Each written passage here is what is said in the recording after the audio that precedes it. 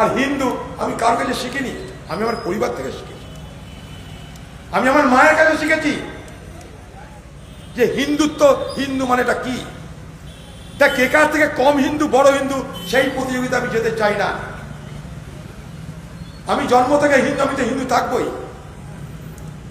আমি হিন্দুত্ব আর হিন্দু আমি কার কাছে শিখিনি, আমি আমার পরিবার থেকে শিখেছি, আমি আমার মায়ের কাছে শিখেছি যে হিন্দুত্ব, হিন্দু মানেটা কি।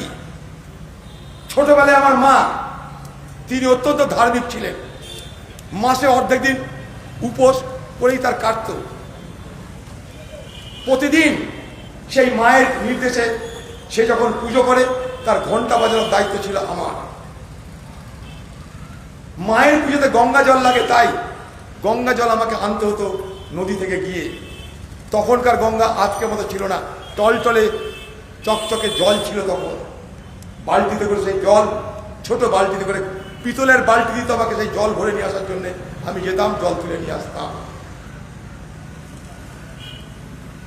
মা আমাকে বুঝিয়েছিল গঙ্গার জল পবিত্র, তাই তোমাকে গঙ্গা থেকে জল আনতে বলছি, সেই জল দিয়ে আমি পুজো করবো। অর্থাৎ জেনেছিলাম যে হিন্দুরা গঙ্গাকে পবিত্র বলে মায়ের এই নির্দেশের মাধ্যমে। আমাদের বাড়িতে রেশন দিত, রেশন। এই কাদায় একটা রেশন দোকান ছিল, সেই রেশন দোকান থেকে রেশন রিস্কতে করে আমাদের বাড়িতে দিয়ে আসত।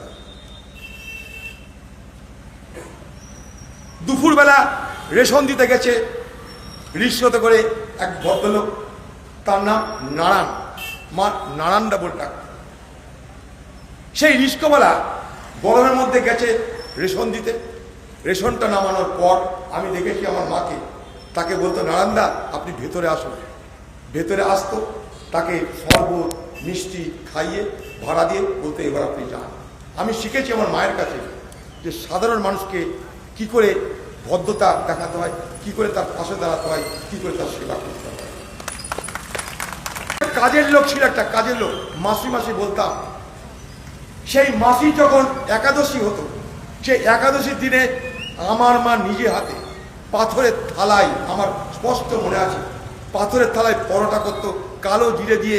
দেখতাম সেই পরোটা আটার মধ্যে কালো জিরে দিয়ে একটা সুন্দর পরোটা করতো।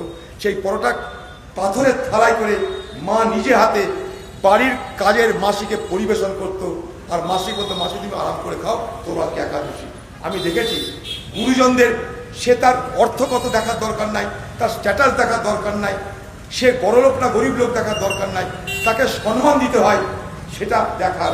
আমি সেই সম্মান দেওয়ার ধর্ম, সম্মান দেওয়ার প্রকৃতি আমি আপনার মায়ের কাছে শিখেছি। আমি এইরকমই হিন্দু। আপনারা যাবেন, আমি মন্দির করেছি এই শ্মশানঘাট পার হয়ে, গোড়াবাজার শ্মশানঘাট পার হয়ে হরিদাস পাটি, হরিদাস পাটির ভেতরে বলবেন বেনেকুড়ি কোথায়, সে বেনেকুড়িতে মন্দির করেছি। দয়া করে কখন আপনারা যাবেন, সকলকে আমার নিমন্ত্রণ থাকলো, যখন খুশি যেদিন খুশি যাবেন। প্রতিদিন সেখানে পুজো হয়, প্রতিদিন সেখানে পুরোহিতকে দিয়ে পুজো করানো হয়। একবার যাবেন, দেখে আসবেন।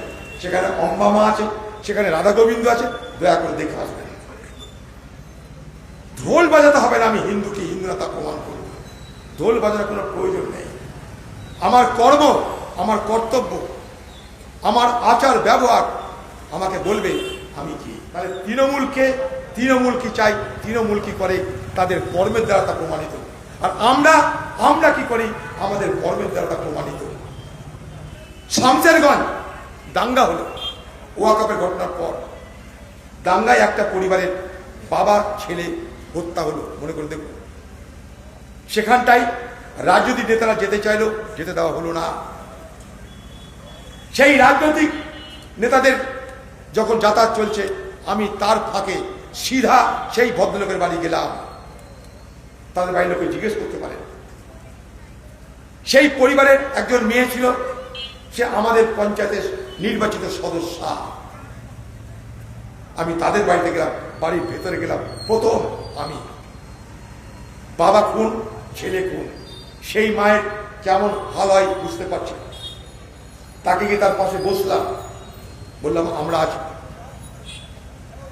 বললো বাবা কে আছে জানি না, আমার শ্রাদ্ধ করতে পারছি না, অপমৃত্যু হয়েছে, 3 দিন পর শ্রাদ্ধ করতে হয়, আমার শ্রাদ্ধ করার ক্ষমতা নাই। হ্যালো কেন?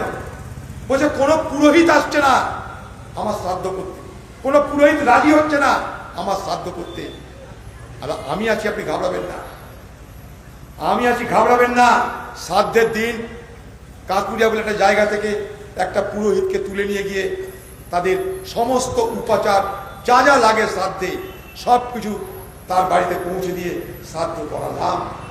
শুধু তাই নয়, সেই শ্রাদ্ধে যেন কেউ কোনো রকম অশান্তি করতে না পারে, পুলিশের উপরে ভরসা না করে আমি শামসেরগঞ্জে কংগ্রেসের সমস্ত নেতা কর্মীদের বললাম, গোটা গ্রামে গিয়ে তার পরিবারকে রক্ষা করো, তাদের বাড়িতে ঘিরে থাকো।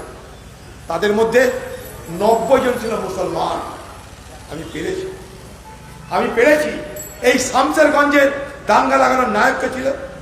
শামসেরগঞ্জের তৃণমূলের নেতা এই দাঙ্গা লাগানোর নায়ক ছিল। হাইকোর্ট সে কথা বলেছে তার তদন্তেই। তাহলে তৃণমূল কি চাই, তৃণমূল কি করে, তাদের কর্মের দ্বারা তা প্রমাণিত। আর আমরা কি করি, আমাদের কর্মের দ্বারা তা প্রমাণিত।